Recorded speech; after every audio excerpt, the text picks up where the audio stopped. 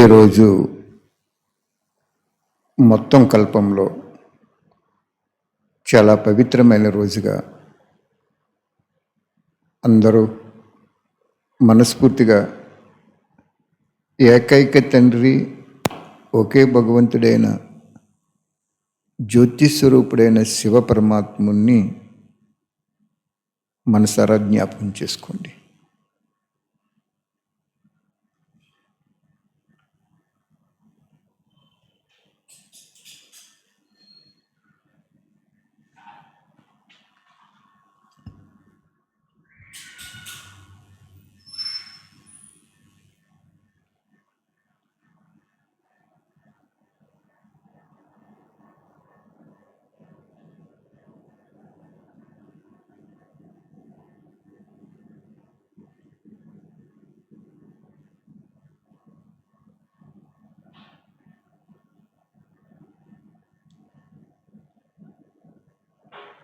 ఈరోజు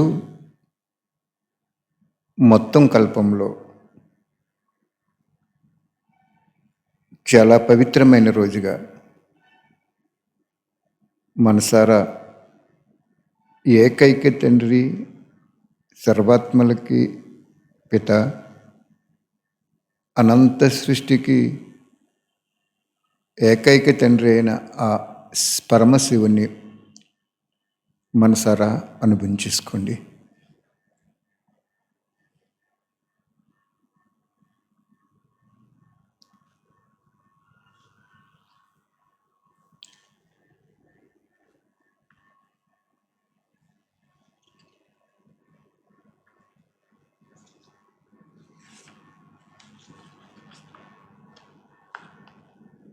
శివబాబా చెప్తున్నారు, 1970లో చెప్పిన వాక్యాల యొక్క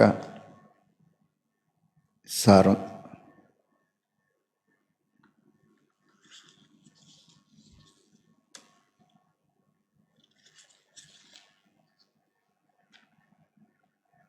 ఏది అద్భుతం అంటున్నారు. శివబాబా చెప్తున్నారు, కష్టాలను కష్టాలుగా భావించకుండా నడవటమే అద్భుతం. ఆలోచించి ఆలోచించి త్యాగం చేస్తే మహాపుణ్యము లభిస్తుంది, కానీ మహాపుణ్యం లభించదు. తక్షణం చేస్తే మహాపుణ్యం లభిస్తుంది. ఇది అద్భుతం అంటున్నారు శివపరమాత్ముడు. ఎవరికైనా ఏదైనా కష్టాలు వచ్చినాయి, నష్టాలు వచ్చినాయి, ఎన్నో అవమానాలు వచ్చినాయి, అవన్నీ కూడా బాబా శివపరమాత్మ ఏమంటున్నారు అంటే, భావించకండి, కష్టాలుగా భావించకండి, నష్టాలుగా భావించకండి, అవమానంగా కూడా భావించకండి. అవన్నీ కూడా మన ఖాతాలు పూర్తయిపోవటానికి వస్తున్నాయి అని ఆనందించండి. అలా ఎవరైతే ఆనందిస్తారో, కష్టాన్ని కష్టంగా భావించకుండా, నష్టాన్ని నష్టంగా భావించకుండా, అవమానాన్ని అవమానంగా భావించకుండా, నీతి నిజాయితీతో మనం సత్యంగా ఉంటే అదే అద్భుతం అంటున్నారు. అద్భుతం అంటే అది. కష్టాలు వచ్చినప్పుడు కుంగిపోయి, నిందొచ్చినప్పుడేమో అవమానం భరించలేక, పొగడ్తొచ్చినప్పుడు ఆనందంలోని ఇలా ఉండటం అద్భుతం కాదు. అది సహజం. మానవ జీవితంలో అవన్నీ వస్తుంటాయి. ఈ సమాజంలో అది గొప్ప విషయం కాదంటున్నారు బాబా. ఆలోచించి ఆలోచించి త్యాగం చేస్తే మహాపుణ్యం లభించదు. తక్షణం చేస్తే మహాపుణ్యం లభిస్తుంది. అనుకున్న వెంటనే మనం ఏదైనా చేయాలన్నప్పుడు మహాపుణ్యం లభిస్తుంది. ఆలోచించినప్పుడు ఏమైపోతుందంటే మాయ ప్రవేశించి, చూడండి, ఏదైనా పేషెంట్ సీరియస్గా ఉన్నారనుకోండి, హాస్పిటల్ తీసుకెళ్ళిపోవాలి కదా. ఆలోచించి ఎంత డబ్బు అవుతుంది, ఎక్కడ తీసుకెళ్ళాలి, ఎవరు చూపించాలి, ఈ ఆలోచించే లోపల హార్ట్ అటాక్ లాంటిదైతే ప్రాణం పోద్ది కదా. స్పెషలిస్ట్ ఉంటారు కదా, తెలుస్తుంది కదా. అలాగే ఇక్కడ శివ పరమాత్మ మనకి ఒక మంచి అద్భుతమైనటువంటి కర్మల గుహ్యమైన గతి చెప్తున్నారు. భగవంతుడు కర్మల గుహ్యగతి చెప్పడానికి వచ్చాడు అంతే. ఏం చెప్తున్నారు ఆయన? ఆలోచించి ఆలోచించి చేస్తే మహాపుణ్యము లభించదు, తక్షణమే చేస్తే మహాపుణ్యం లభిస్తుంది. ఉదాహరణ చెప్పాను కదా, పేషెంట్ వెంటనే హాస్పిటల్ తీసుకెళ్తే రికవరీ అనేది తప్పకుండా జరుగుతుంది. లేట్ చేస్తే ఫెయిల్ అవటానికి కూడా ఛాన్స్ ఉంది. నెక్స్ట్ పాయింట్,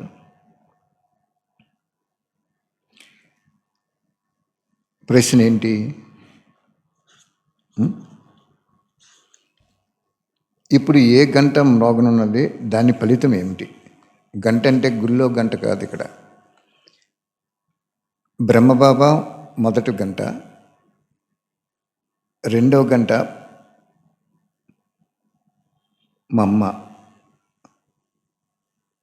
మమ్మ శరీరం వదిలినప్పుడు మొదటి గంట మ్రోగింది.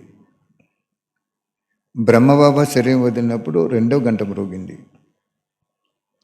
ఇప్పుడు మూడో గంట మ్రోగుతుంది. అంటే మూడో గంట అంటే గుల్జాదారి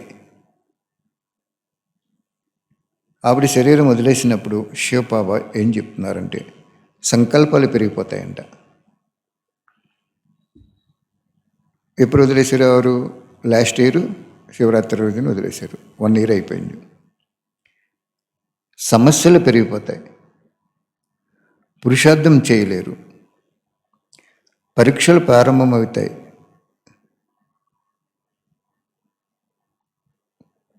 కాబట్టి ఈ అన్నిటిని మర్చిపోయి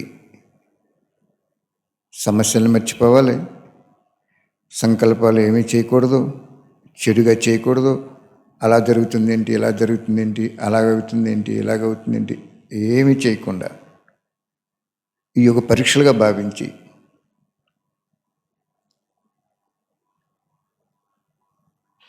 అవినాశి అయిన పరమాత్ముని, భగవంతుడు అవినాశి, నాశనం లేనివాడు భగవంతుడు ఒక్కరే. ప్రతిదీ నాశనం అవుతుంటుంది, మళ్ళీ పునర్జన్మ తీసుకుంటూ ఉంటుంది. మన శరీరం వదిలేసామనుకోండి, మన ఆత్మకి మరణం లేదు కదా, వేరే చోట శరీరం తీసుకుంటుంది. అందుచేత పరమాత్మ ఏం చెప్తున్నాడంటే, ఇప్పుడు అంతకే కదా సమస్యలే ప్రపంచంలో అనేక ప్రతి విభాగంలో ఏదో ఒక సమస్య ఉంటానే ఉంటుంది. సమస్యలు పెరిగిపోతున్నాయి. సమస్యలు పెరిగిపోయినప్పుడు సంకల్పాలు పెరిగిపోతాయి. సంకల్పాలు పెరిగిపోయినప్పుడు మనం యోగము, పురుషార్థం చేయలేమంటున్నారు బాబా. మరి ఏం చేయాలి? దానికి సొల్యూషన్ చెప్తున్నారు ఇక్కడ. ఒక్క తండ్రిని జ్ఞాపకం చేసుకోండి అంతే. ఇంకా సమస్యలు మర్చిపోండి, అది జరుగుతూనే ఉంటాయి. సూర్యుడికి మనం చేయి పెడితే మనం చేయి కాలిపోద్ది, కానీ నీడ రాదు కదా.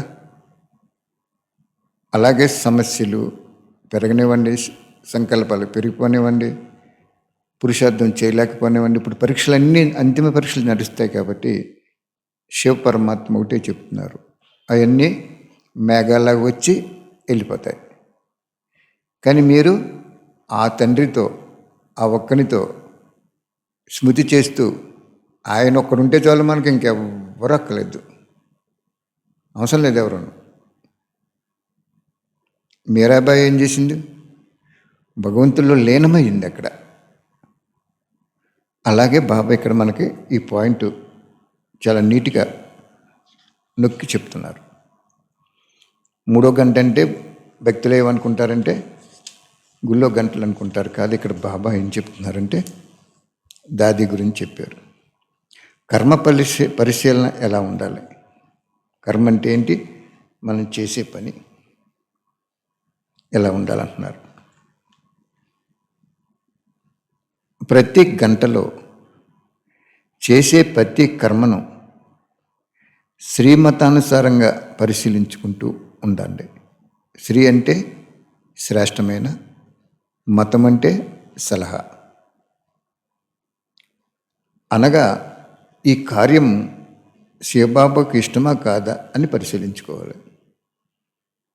ఇక్కడ పరమాత్మ శివుడు ఏం చెప్తున్నారంటే, కార్యం జరిగిపోయిన తర్వాత పరిశీలించడం కాదు, కార్యానికి ముందు పరిశీలించుకోవాలి అని చెప్తున్నారు. ఆ కార్యం ఇష్టమా కాదా, భగవంతుడికి ఇష్టమా కాదా అనేది కూడా పరిశీలించుకోవాలి. పరమాత్ముడు ఏమంటారు? అవసరానికి ఉపయోగించుకోండి, ఇల్లు కట్టుకోండి, ఏదైనా చేసుకోండి, కానీ ఆడంబరంగా చేసుకోకూడదు, వ్యర్థం చేయకూడదు. వ్యర్థం చేస్తే పాపకథ తయారైపోద్ది. అందుకు ప్రతి గంటకి నేను చేసే సంకల్పము అంటే ఆలోచన మరియు కర్మ పని పరమాత్మ శివుడు చెప్పిన విధంగా ఉందా లేదా అని పరిశీలించుకుని చేసుకోండి. అప్పుడు అద్భుతమైనటువంటి అసంఖ్యాకమైన లెక్కలేనంత పుణ్యం తయారైపోద్ది. శివబాబా ఏం చెప్తారు? నిందించే వాళ్ళని కూడా మీరు నిందని స్వీకరించకండి, వాళ్ళకు కూడా ఉపకారం, సంకల్పంలో ఉపకారం చేయండి అంటారు బాబా. మనం సంపూర్ణ అవుతున్న దాన్ని గుర్తు ఏం చెప్తారు బాబా? అపకారి ఆత్మకి కూడా ఉపకారం చేయటం నేర్చుకోండి, అప్పుడు నువ్వు సంపూర్ణ స్థితిలోకి వచ్చేస్తూ ఉంటావు. మంచి వాళ్ళని మంచి వాళ్ళుగా భావించటం, సమాజంలో అందరూ ఆ విధంగా ప్రవర్తిస్తారు. చెడ్డవారిని చెడ్డవారుగా భావిస్తారు సమాజంలో అందరూ. కానీ ఇక్కడ పరమాత్ముడు మనకు చెప్తున్నది ఏంటంటే, మంచి వాళ్ళైనా చెడ్డవాళ్ళైనా నీ దృష్టిలో సమానంగా ఉండాలి, అప్పుడే నువ్వు యోగివి అంటున్నారు. శివబాబాకి ఇష్టమా కాదనేది మనం పరిశీలించుకోవాలి. కర్మ పరమాత్ముడు ఏమంటాడు? ఈర్ష్య, నిన్న చెప్పారు కదా, ఈర్ష్య పాపకాతని తయారు చేసేస్తుంది. ఈర్ష్య, అసహించుకోవటం, దెప్పిపడటం, ఇవన్నీ కూడా పాపకాతలో జమ అయిపోతాయి. ఎవరు ఎక్కడ ఏ విభాగంలో ఉండి చేసినా ఈర్ష్య, పగ, ద్వేషం, దెప్పిపడటం ఇవన్నీ కూడా పాపకథలో తయారైపోతాయి. అందుకే ఇది పాపభూయిష్టమైన కలియుగం. ఇది ప్రతి ఒక్కరూ పాపాలు చేస్తూనే ఉంటారు. అందుకు స్వయంగా భగవంతుడు వచ్చి మనకి టీచర్గా వచ్చి ఏం చెప్తున్నాడంటే, నువ్వు ఆలోచించేటప్పుడు ఇది పరమాత్ముడు చెప్పిన విధంగా ఉందా లేదో పరిశీలించుకోండి. 2, గంటకి పరిశీలించుకోండి. 3, పరమాత్మ చెప్పిన విధంగా శ్రీమతంగా ఉందా లేదో పరిశీలించుకోండి. ఆయన ఏం చెప్తారు? భోజనం చేసేటప్పుడు నన్ను స్మృతి తీసుకుంటే అది ప్రసాదం అవుతుందని చెప్తాడు. పదార్థం చెప్పరు అక్కడ, పదార్థాన్ని పారమార్థికంలో మార్చుకోండి అంటారు. అంటే అలాగ మనం ఆ ప్లేట్లో ఆహారం పెట్టి, శివ పరమాత్మ పరంధామంలో ఉన్నావు కదా, నీ శక్తి కిరణాల ద్వారా ఈ ఆహారాన్ని పావనం చేసి పెట్టు అని సంకల్పం చేసుకోవాలి. ఆ కిరణాలు పడుతున్నట్టు అనుభవం చేసుకోవాలి. ఫ్యాన్ వేసాం, మనం గాలి తగులుతుందో లేదో చూసుకుంటాం కదా, తగిలి దగ్గరికంటే వెళ్తాం. అలాగే 1 నిమిషము అలా స్మృతి చేసుకుని తీసుకుంటే అది ప్రసాదం కింద మారిపోద్ది. పదార్థం ఏదైనా అంతే, పదార్థం మార్చమని చెప్పరు భగవంతుడు, పదార్థాన్ని పారమార్థికంలో మార్చుకోండి అంటారు. నెక్స్ట్ పాయింట్,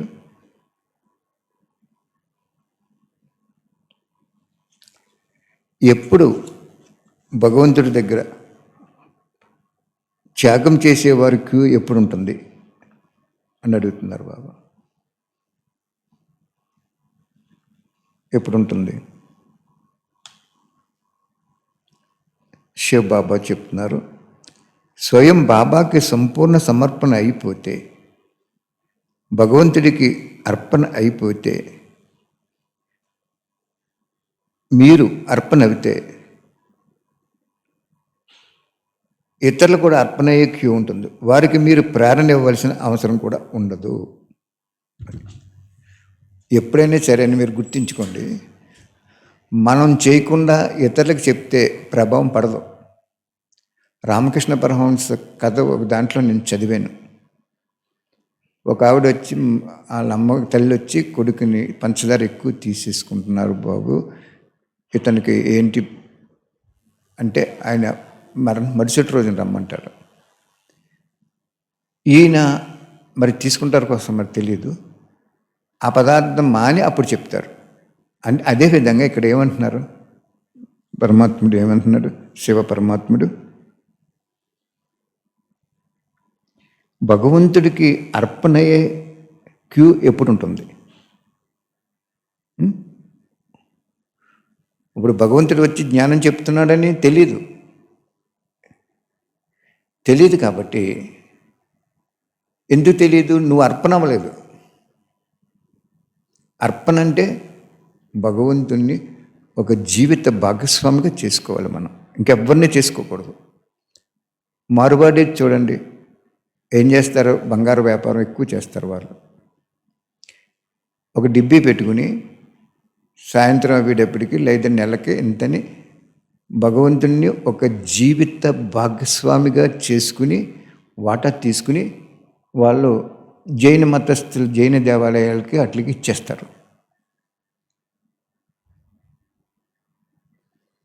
అదే శివబాబా మనకేం చెప్తారు? మీరు ఆహార విహార వ్యవహారాల్లో ఎలా ఉన్నప్పటికీ వాళ్ళు ఏ విషయంలో స్వతంత్రంగా ఉన్నారో ఆ విషయంలో సహయోగం చేయించండి, వాళ్ళు తప్పకుండా స్వర్గం వస్తారంటారు. అంతేగాని నువ్వు ఇది పాటించు అది పాటించని చెప్తే వాళ్ళు పాటించలేకపోవచ్చు. కాబట్టి ఇక్కడ మనకి భగవంతుడు చెప్తున్నాడు, ఇతరులు ఎప్పుడు స్వయం భగవంతుడి దగ్గరికి అర్పణ అవుతారు అంటే, చెప్పేటంటే నీవు, చేసేటంటే నీవు, ముందు భగవంతుడికి అర్పణవు. భగవంతుడికి అర్పణ అయినప్పుడు తప్పకుండా వాళ్ళందరూ కూడా అంగీకరిస్తారు. భగవంతుడికి అర్పణ అవ్వకుండా ఒక కార్యానికి లేదా ఒక అలవాటుకి అర్పణ అవటం కాదు. అక్కడ భగవంతుడికి అర్పణ అవటం వేరు. భగవంతుడు చేసే కార్యానికి అర్పణ అవటం ఒకటి, భగవంతుడికి అర్పణ అవటం వేరు. చాలా డీప్గా ఉంటుంది ఈ తర్వాత చెప్తాను.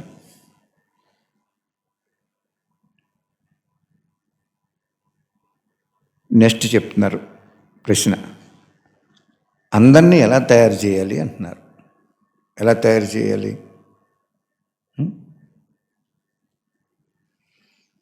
భగవంతుని సమానంగా, నిజంగా భగవంతుని సమానం అయిపోతారా? అవరు. కానీ సమీపంగా ఉంటారు. అందరూ రాజులు అయిపోయారు. సింహాసనం మీద ఒక రాజే కూర్చుంటాడు, కానీ అందరూ కూర్చుంటారా? పక్కన ఆసనాల మీద కూర్చుంటారు. వాళ్ళు పక్కన ఉన్నటువంటి అట్లలో కూర్చుంటారు. ఒక్కడే రాజు ఉంటారు. ఎక్కడైనా అంతే కదా ప్రపంచంలో. అనాథుల గురించి మనకు వస్తున్నది అదే కదా.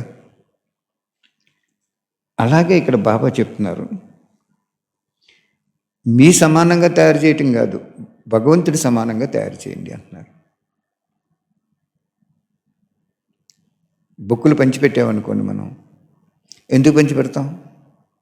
అమ్మ భగవంతుడు వచ్చారు, నీ ఇల్లు శివాలయం చేసుకో, మనసుని మందిరం చేసుకో, నిన్ను కుటుంబంలో కూర్చోపెట్టారు కాబట్టి భగవంతుడు నువ్వు కుటుంబంలోనే ఉండు, కొంత సమయం కేటాయించి ఆయన్ని జ్ఞాపకం చేసుకో. పాపం లేనివాడు ప్రపంచంలో ఎవరు అంటే, ప్రపంచంలోనే కాదు ఈ అనంత విశ్వంలో పాపం సదాకాలికంగా పాపం లేనివాడు పరమాత్ముడు ఒక్కడే ఒక్కడే ఒక్కడే. మిగిలిన వాళ్ళందరూ కూడా పాపాత్ములే, ఎంతో కొంత పెర్సంటేజ్ని బట్టి పాపాత్ములు. అదేంటి అలా చెప్తున్నారు అనొచ్చు మీరు. శివబాబా ఏం చెప్పారు అంటే, ఎవరినైనా నువ్వు ఈ సృష్టిలో అసహించుకున్నా కూడా నీకు పాపం తయారైపోద్ది, అది నాకు ఇష్టం అనిపించదు అంటాడు. ఎవరినైనా నువ్వు అసహించుకున్నావు అనుకో, తప్పకుండా నీకు పాపం తయారవుద్ది. ఇప్పుడు చేపలు అమ్ముకుంటున్నారు, ఉదాహరణకి మనం అర్థం చేసుకుంటే, ఒక గంప చేపల మార్కెట్ అయిపోయింది, ఆ గంప పట్టుకుని ఆర్టీసీ బస్ ఎక్కారనుకోండి, ఓకే, ఆ పక్కన మనం కూర్చోవలసి వచ్చింది అనుకోండి సీట్ లేక, నువ్వు అసహించుకోకూడదు అక్కడ. భగవంతుడు ఆవిడ కార్యం ఆవిడ చేసుకుంటే వెళ్ళిపోతుంది, నువ్వు అసహించుకోవటం నీకు హక్కు లేదంటున్నాడు అక్కడ. అంటే ఎగ్జాంపుల్ చెప్తున్నాను నేను. అలాగే ఎవరు తప్పు చేసినా అసహించుకోకూడదు, ఎవరు ఒప్పు చేసినా పొగడకూడదు. ఎందుకంటే ఎవరి కర్మానుసారంగా వాళ్ళు పాత్ర అభినయిస్తారు, ఎవరి కర్మకి వారే అనుభవించాలి. చాలా మంచి పాయింట్ చెప్తున్నారు ఇక్కడ బాబా.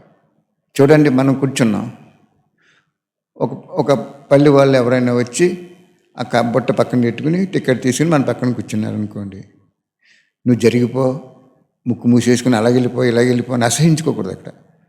ఓహో పరమాత్మ, ఈవిడ పాపం కష్టపడి జీవనోపాధి కోసం చేసుకుని ఇంటికి వెళ్తుంది కోసం అని సంకల్పం చేసుకుని ఉంటే మనకి ముందు ఏమైపోతుందంటే, నిజంగా పరిశీలించి చూడండి, ఆ ఏదైనా చిన్న వాసన ఉంటే అది కూడా మనకి ప్యూరిఫై అయిపోద్ది.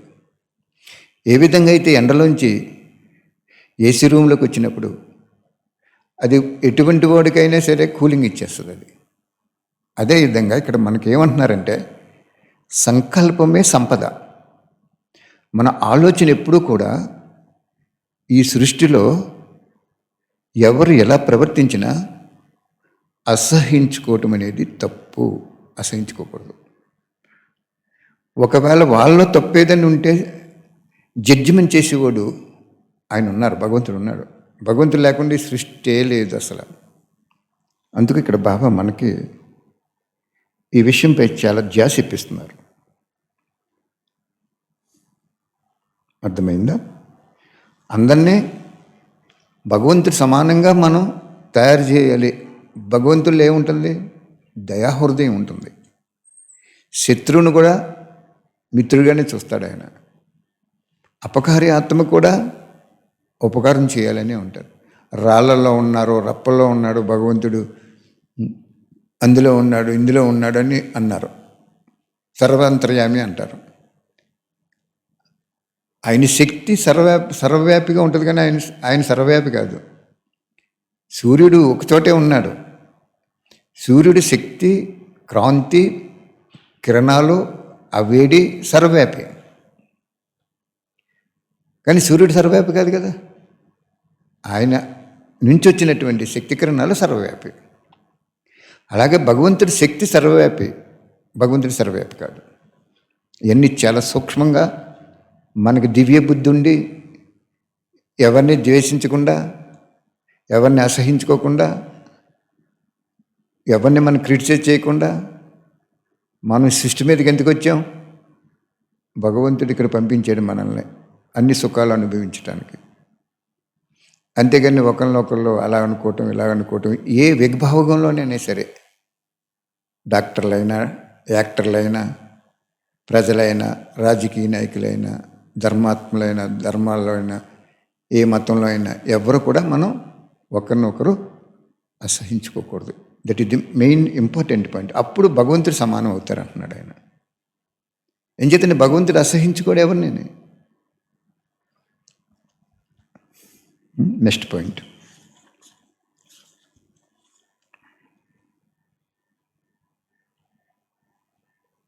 ఎవరు విశ్వమహారాజు అవుతారు అంటున్నారు.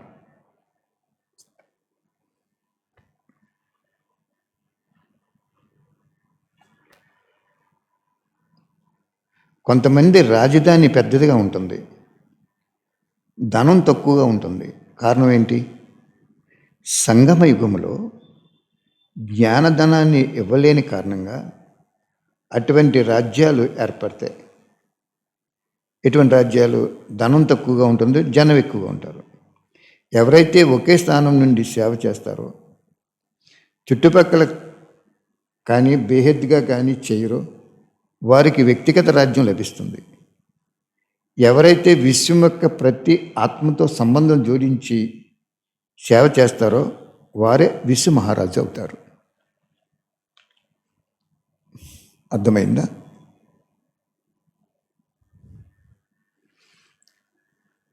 ప్రపంచంలో ప్రతి ఒక్కరితోటి భగవంతుని జ్ఞాపకం చేసుకోమని సంబంధం జోడించే ప్రయత్నం మనం ఒక పుస్తక రూపంలో కానీ, సంకల్ప రూపంలో కానీ, సాధనాల రూపంలో కానీ మనం కనెక్షన్ పెట్టుకుంటే విశ్వ మహారాజు అవుతారు అంటున్నారు బాబా.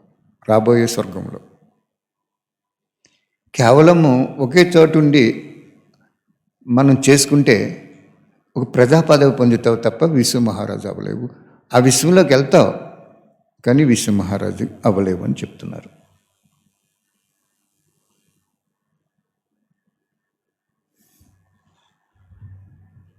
కాబట్టి బేహద్దు సేవ, హద్దు దాటి సేవ చేయాలి. బాబా చెప్తున్నారు. అలా సేవ చేయలేనప్పుడు రాజధాని ఎక్కువ జనసంఖ్య ఉండొచ్చు కానీ ధనం ఉండదు. జ్ఞానధనం దానం చేసుకుంటే స్థూలధనం దాసేయి వస్తుందని చెప్పారు పరమాత్ముడు. అన్నదానం చేయాలి, నువ్వు చేయొచ్చా అని అడిగారు ఒకళ్ళు. బాబా ఏమంటున్నారు? అన్నదానం చేసే పిల్లలు బయట ప్రజలు నా పిల్లల ఆత్మరూపంలో వాళ్ళు చూసుకుంటారు, నువ్వు జ్ఞానదానం చేయంటారు. ఎందుకంటే జ్ఞానదానము అన్ని సర్వ సౌఖ్యాలని ప్రసాదిస్తుంది. జ్ఞానం ఉంటే సర్వ సుఖాలని ప్రసాదించదు. ఏం చెప్తున్నారు బాబా? ఎవరిని అసహించుకోకు, పుణ్యం తయారైపోద్ది అన్నాడు. మరి జ్ఞానమే కదా అది. ఏ జ్ఞానం చెప్పటమే కదా అది. జ్ఞానం ఏం చెప్తుంది? పరనింద పతనానికి మూలము అంటారు. వాళ్ళు ఎటువంటి వాళ్ళైనా మనం పరల నింద చేయకూడదు. అక్కడ జడ్జిమెంట్ చేసుకుని శిక్షించి వాళ్ళని కరెక్ట్ చేసే శక్తి ఒక భగవంతుడి దగ్గర ఉంటుంది. కోర్టులో కేసు పెట్టినప్పుడు జడ్జి గారు పూర్వపరాలు పరిశీలించి జడ్జిమెంట్ చేస్తారు. ఆయనది ఫైనల్ జడ్జిమెంట్. ఇంకా ఉరిశిక్ష చేయాలన్నా ఆయనదే ఫైనల్ జడ్జిమెంట్. నిర్దోషిగా నిరూపించాలన్నా ఆ పరిశీలన ద్వారా ఆయనదే జడ్జిమెంట్. అంచేత జడ్జిమెంట్ అనేది భగవంతుడు చేస్తాడు. ఈ కలియుగం చివరిలో ఎన్నో గొడవలు అవుతుంటాయి, భిన్న భిన్న రూపాల్లో. రాజకీయంలో గొడవలు, ఆధ్యాత్మికంలో గొడవలు, గృహంలో గొడవలు, వ్యాపార వ్యవహారాల్లో గొడవలు, సాంగత్యంలో గొడవలు, స్నేహంలో గొడవలు, భార్యాభర్తకి గొడవలు, అన్నదమ్ములకు గొడవలు, అక్క చెల్లెళ్ళకి గొడవలు. ఇలాగా ఈ గొడవల రాజ్యం ఇది. గొడవలు లేకుండా ఉండదు ఇది. అందుకే కలి యుగము అన్నారు. కలిసే యుగం కాదు ఇది, ఇడిపోయే యుగం. అందుకు ఆయన ఏమంటున్నారు? వీళ్ళందరినీ మర్చిపో, నువ్వు నన్ను ఒక్కడనే జ్ఞాపకం చేసుకో. ఆ ఒక్కడిలోనే యావత్ ప్రపంచం ఇమిడి ఉంది. కాబట్టి ఎవరైతే బేహద్దుగా విశ్వంలో ఉన్న వాళ్ళందరికీ జ్ఞానం చెప్పాలి ఏదో ఒక రూపంలో. చక్కగా కూర్చుని చూడండి, సర్వోజన సుఖనో భవంతు అంటారు. సర్వజనులు సుఖంగా ఉండాలని అలా సంకల్పం చేసినా కూడా పుణ్యమే. మనం వెళ్ళలేకపోయినా, ఏమి ఇవ్వలేకపోయినా. Next point. అలా కాకుండా హద్దులో ఉండిపోయి ఉన్న వాళ్ళు ఏమవుతారంటే స్వర్గం వస్తారు కానీ అక్కడ ప్రజలుగా ఉంటారు అంటున్నారు వాళ్ళు. ప్రేతాత్మ లేదా చెడు సంస్కారాలు యుద్ధం చేయకుండా ఉండాలంటే ఏం చేయాలి? ఏం చేయాలి? బాబా అంటున్నారు,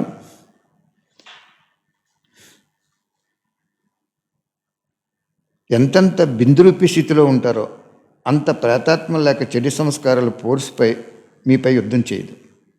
మీ వద్దకు వచ్చిన మీ స్థితి వలన అవి ముక్తి పొందుతాయి. ప్రేతాత్మ అంటే ఏంటి? ఇంకా ఆయుష్ ఉంటుంది. ఏదైనా ఆత్మహత్య చేసుకోవటం కానీ, ఏదైనా యాక్సిడెంట్లు అవ్వటం కానీ, ఏదైనా ఉన్నప్పుడు అవి వాయుమండలం ఉండిపోతాయి, గాలిలో ఉండిపోతాయి. ఇంకో జన్మ తీసుకో. ఒకరికి 70 సంవత్సరాలు బతకాలనుకోండి, ఏదో కారణాల వలన 40 సంవత్సరాల్లో చనిపోయారు అనుకోండి, ఆ 20 సంవత్సరాలు కంపల్సరీ గాలిలో ఉంటుంది. దాన్ని వాయుమండలం ఉండిపోతుంది, ఇంకో తల్లి గర్భంలోకి వెళ్ళదు. దాన్ని ప్రేతాత్మ అంటారు. బలవంతంగా మరణించిన ప్రేతాత్మ ఉండిపోద్ది.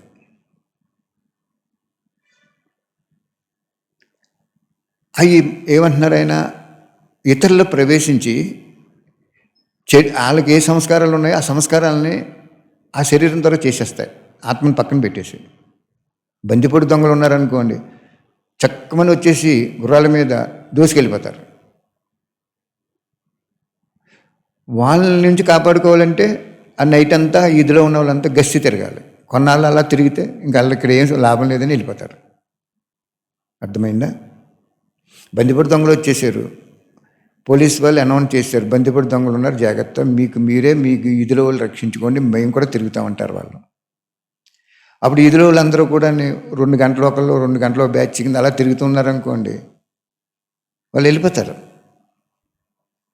అలాగే ఇక్కడ పరమాత్ముడు ఏమంటున్నాడు అంటే, ముందు ప్రేతాత్మలు ప్రపంచంలో ఎక్కువ ఏర్పడిపోతాయి. అవి ఏం చేస్తాయంటే సంస్కారాలు భస్మం చేసుకోవు కాబట్టి ఇతర శరీరంలో నుంచి భస్మం అవి. ఇప్పుడు రేప్ సీన్లు ఇవన్నీ కూడా అటువంటివే. ప్రేతాత్మలు ప్రవేశించినప్పుడు. అయితే ఇక్కడ ఏమంటున్నారంటే పరమాత్ముడు ఒక వాణిలో చెప్పాడు, ప్రేతాత్మ ప్రవేశించటం కూడా ఆ ప్రవేశింపబడే శరీరంలో కూడా వాళ్ళకి ఏదో జన్మల ఖాతా ఉంటేనే ప్రవేశించాయి అంటున్నారు. అక్కడ చాలా డీపెస్ట్ పాయింట్స్ అన్నమాట ఇవి.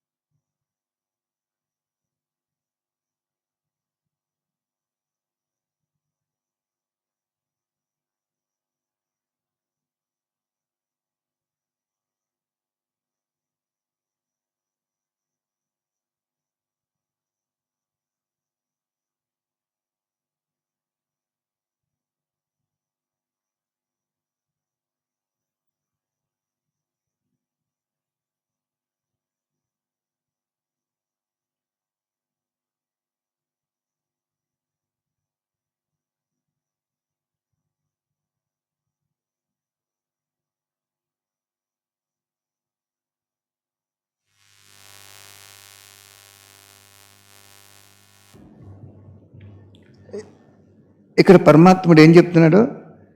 ప్రపంచంలో ఇటువంటి ఎన్నో అరాచకాలు ఎన్నో జరుగుతాయండి. ఒక వాణిలో ఏం చెప్పారు? ముందు ముందు కరెంట్ ఉండదు, ప్రేతాత్మలు పెరిగిపోతాయి, గృహ కలహాలు పెరిగిపోతాయి, మత మత కలహాలు పెరిగిపోతాయి, ప్రకృతి వైపరీత్యాలు పెరిగిపోతాయి. వీరబ్రహ్మం గారు చెప్పారు, ఈ స్వయంగా భగవంతుడు వచ్చాడు. ఎందుకు వచ్చాడు ఆయన? ఎవరి వల్ల శాంతి లభించట్లేదు అంచేత సుఖమయ శాంతిని అందరికీ ఇవ్వటానికి, పాత ప్రపంచాన్ని వినాశనం చేసి కొత్త ప్రపంచాన్ని స్థాపన చేయడానికి వచ్చాడు ఆయన. ముందు వినాశనం చేయడు, మనలో ఉన్న దుర్గుణాలను వినాశనం చేసుకోవటానికి ఒక మంత్రంలాగా జ్ఞానం చెప్తాడు ఆయన. మనం అది తీసుకోవాలి ఇక్కడ పాయింట్. అంచేత ఇక్కడ బాబా ఏమంటున్నారంటే, ప్రపంచంలో ఏం జరిగినా నీకు ప్రేతాత్మల ఫోర్స్ ఉన్నప్పుడు బిందురూపి స్థితిలో నువ్వు ఉంటే, అంటే బిందురూపి స్థితి అంటే నేను ఒక ఆత్మని, శరీరం కాదు. ఇతరుల శరీరంలో ఉన్నది కూడా ఆత్మే, భగవంతుడి సంతానము. అలాగ ప్రేమ స్వరూపంలో నువ్వు లోపల మననం చేసుకుంటూ ఉంటే, మగ్నస్థితి వస్తూ ఉంటే నీకు ఈ ఆత్మలు ఏమి ప్రవేశించవని చెప్పారు.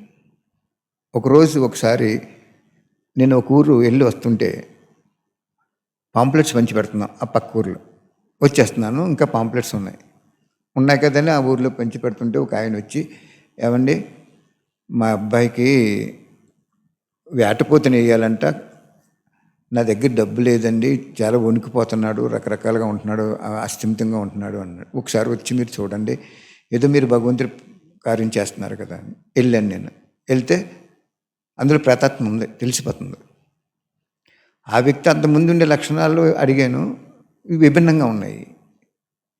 అప్పుడు నేనేం చేశానంటే, బాబా చెప్పారు కదా ప్రేతాత్మలు ప్రవేశించి ఎవరినొకరిని పట్టుకుని పీడింతుంటాయని, బందిపోటు దొంగలాంటివి అన్నమాట. అది మళ్ళీ దానికి ఆ ఆయుష్ పూర్తి అయిపోయే వరకు ఇంకో జన్మ రాదు. అప్పుడు ఏం చేస్తుందంటే, నేను ఏమనుకున్నానంటే, బాబా ఇది నువ్వు చెప్పింది సరిపోయింది, ఇక్కడ వచ్చింది. అప్పుడు ఆ ఆత్మతో చెప్పాను అన్నమాట, నేను నువ్వు ప్రేతాత్మవు, నువ్వు ఎందుకు ఇలాగ ప్రవర్తిస్తున్నావు, ఏటపోతేనే ఏమంటున్నావు, ఆ తండ్రి కొనలేక ఆ కొడుకుని పట్టుకుని పీడింతున్నావు. నువ్వు శరీరం వదిలేటప్పుడు మాంసం కావాలని ఏదో కోరికతో చనిపోయావు నువ్వు. అంచేత నువ్వు ఈ కోరిక నేను దేవతనని చెప్తున్నావు, కానీ అతని దగ్గర డబ్బులు లేవు, పీడించుకు తప్పు. నువ్వు శివపరమాత్మ నా పాపాన్ని పరిహారం చేసి నేను ఇలా ప్రేతాత్మగా ఉన్నాను, నాకు మంచి జన్మని ప్రసాదించని సంకల్పం చేయమని చెప్పారు. అలా చెప్పించారు బాబా నా చేత 3 సార్లు. అలా ఆడిపోతున్నారు. మనకు నిజంగా భయం వేస్తుంది, కానీ నాకు ఈ పాయింట్ జ్ఞాపకం ఉంది కాబట్టి, డాక్టర్ ఎలాగైతే పేషెంట్ దగ్గరికి వెళ్ళినప్పుడు లక్షణాలు మందుగా తప్ప ఇంకేం జ్ఞాపకం ఉండవు. అప్పుడు నేను ఇలాగ అనేటప్పటికీ మీరు నమ్మండి, శివపరమాత్మ అని నిలిపోయింది.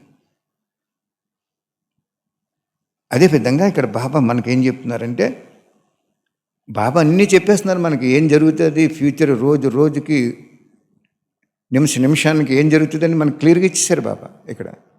అంచేత మనం అలజడవటం ఇవన్నీ ఉండకూడదు. మధువనం అనగా ఏమిటని అడుగుతున్నారు బాబా. వనము అంటే అడవి, మధు అంటే మధురంగా ఉండటం. మనం ఇటువంటి ప్రపంచంలో ఉంటూ మధురంగా ఉండటమే మధువనం. మధువనం అంటే బాబా చెప్తున్నారు, మధురతగా ఉండి బేహద్ద వైరాగ్యవృత్తి కలిగి అందరి సంకల్పాలు ఏకీరసంగా ఉంటే అదే మధువనం అంటున్నారు. మనం రాజస్థాన్లో ఉన్నది మధువనం అంటాం, దాని టైటిల్ అది. అక్కడైనా ఎక్కడైనా అందరి సంకల్పాలు ఒకే విధంగా ఉండాలి, మధురంగా మాట్లాడుకోవాలి. బాబా ఏమంటారు, సలహా ఇచ్చేటప్పుడు యజమానిగా ఉండి సత్యం చెప్పు. వాళ్ళు వినలేదు, వదిలే, నువ్వు పిల్లవాడైపో. వినలేదని నువ్వు క్రోధం పెట్టుకోకు, వాళ్ళకి టైం పట్టవచ్చు అర్థం చేయించడానికి. నువ్వు ఒక ప్రతినిధిగా చెప్పావు, వినలేదు, టైం వచ్చినప్పుడు భగవంతుడే చేస్తాడు. అంచేత ఇక్కడ బాబా అంటున్నారు, మధువనం అనేది నువ్వు ఉండే స్థానంలో నీ సంకల్పాలు ఏకరసంగా భగవంతుడు చెప్పినట్టుగా ఉండాలి, మధురంగా మాట్లాడాలి.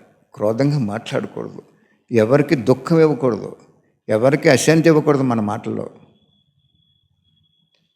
మధురత ఉండాలి, బేహద్దు వైరాగ్యవృత్తి ఉండాలి. అంటే ఏ కోరిక ఉండకూడదు మనకి, ఇతరులకి ఏ కోరిక ఉండకూడదు. ఇవాళ కర్ణాటక స్టేట్కి 20,000 పుస్తకాలు వెళ్తున్నాయి, బాపా పుస్తకాలు 20,000 వెళ్తున్నాయి. అక్కడ ఎగ్జిబిషన్ పెట్టి వాళ్ళు పంచుతున్నారు. 20,000 మందికి వెళ్ళిపోతుంది సందేశం. బుక్ ఎంత తెలిసిందండి? అది యాక్చువల్గా 5 రూపాయలు, 4-5 రూపాయల మధ్యలో పడుతుంది. ఒక్కోసారి రేటు పెరుగుతుంది. కానీ వాళ్ళు ఎంత ఇస్తే అంత ఇవ్వండి, మీకేముంది అని పంపించేశారు బాబా 20,000 పుస్తకాలు.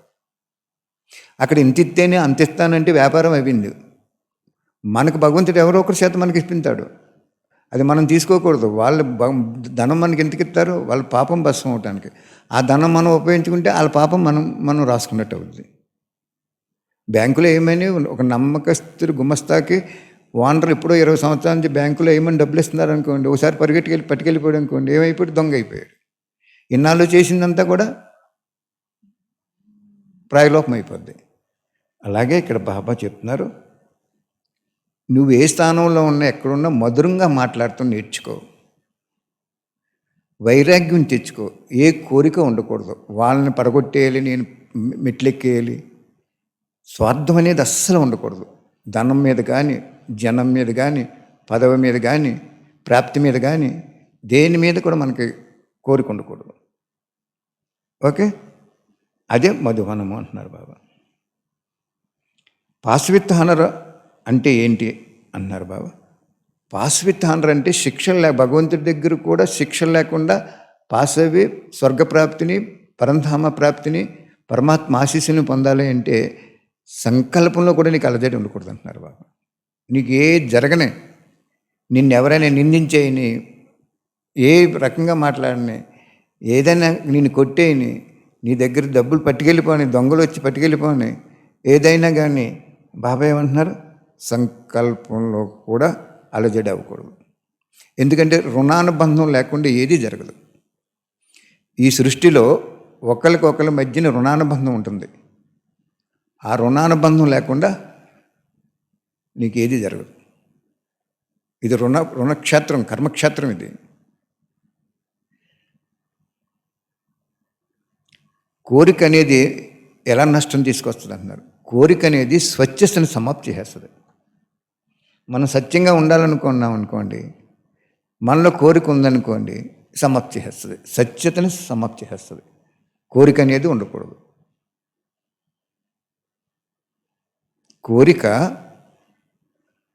స్వచ్ఛంగా ఉండేటువంటి దాన్ని సమాప్తి చేస్తుంది. అద్దం చాలా క్లియర్గా కనపడుతుంది. మన అద్దం ముందు వెళ్ళినప్పుడు మన ముఖం కదా క్లియర్గా కనపడుతుంది. దాని మీద ఏదైనా మరకలు కానీ నీళ్లు కానీ జల్లి చూసుకోండి, ఎలా కనపడుతుంది? ఎలా కనపడుతుంది? గజిబిజిగానే కనపడుతుంది. అలాగే మన మనసు ఎప్పుడు కూడా స్వచ్ఛంగా ఉంటున్నప్పుడు మనకి ఏదైనా కోరిక కానీ కలిగిందంటే ఆ స్వచ్ఛత సమాప్తి అయిపోద్ది అంటున్నారు బాబా. దీనికి ఎగ్జాంపుల్ ఇవ్వాలంటే బోల్డ్ ఎగ్జాంపుల్స్ ఉన్నాయి, కానీ అదే జ్ఞాపకం ఉంచుకోండి. కోరిక అంటే కోరిక లేకుండా ఉండటం ఏంటంటారు. కోరిక అనేది వేరు, ఆ కోరిక కూడా లోకధర్మంగా, నీతిగా, నిజాయితీగా, వ్యక్తిగతంగా ఎవరిని బాధ పెట్టకుండా ఉండేటువంటి కోరిక ఉండాలి. ఇప్పుడు భగవంతుడి పెళ్లి ఏంటి చెప్తాడు? కుటుంబంలో ఉండండి అంటాడు. కుటుంబంలో ఉన్నప్పుడు భార్య అనారోగ్యవంతురాలైనా, అందంగా ఉన్నా ఆవిడతో జీవితం గడపాలి. అక్కడ వేరెవరితో గడపకూడదు. భగవంతుడు జంతువులకి మనకి తేడా అదే పెట్టాడు. అడ్వాన్స్డ్ ఆత్మలు ఇవి, అంటే కొంచెం బుద్ధి విశాలం కలిగి ఉన్నటువంటి ఆత్మలు ఇవి. అంచేత భగవంతుడు ఏం చెప్తున్నాడు అంటే, కోరిక కనుక నీకుంటే అది స్వచ్ఛతని సమాప్తి చేసేస్తా అన్నాడు. ఒక ఇత్తనం నాటారు మీరు, పెద్ద వృక్షమై ఫలాలు ఇచ్చింది. ఆ ఫలాలు కొన్ని పక్షులు కొట్టేస్తాయి, కొంతమంది కోసుకెళ్ళిపోతారు, నువ్వు ఇంట్లో తింటావు, కొంత మార్కెట్ చేస్తావు. జరగని అలాగా. అంతేగాని పక్షులు తినకూడదు, ఎవరో పట్టుకెళ్ళకూడదు. నేను కూడా ఇంట్లో తినకూడదు, మార్కెట్లో అమ్మేసి డబ్బు సంపాదించాలంటే అదే కోరిక. అది కోరిక కూడా లిమిట్ ఉంటుంది. కోరిక లేదు ఉండకూడదని కదా అని చెప్తా. కోరిక కూడా లిమిట్ ఉంటుంది. ఆ లిమిట్ దాటిపోయినప్పుడు స్వచ్ఛత సమాప్తి అయిపోద్ది. అప్పుడు నువ్వు పతనం అయిపోతావు అంటున్నారు బాబా. జంక్ష శివబాబా, అఖిలాండ కోటి బ్రహ్మాండ నాయక, మంచి పాయింట్లు చెప్పించావు. అందరికీ జ్ఞానోదయం కలగజేసి నీ సుపుత్రులుగా తయారు చేసి వాళ్ళ ద్వారా అనేక మందిని సుపుత్రులుగా తయారు చేయండి. Thank you Baba, thank you very much.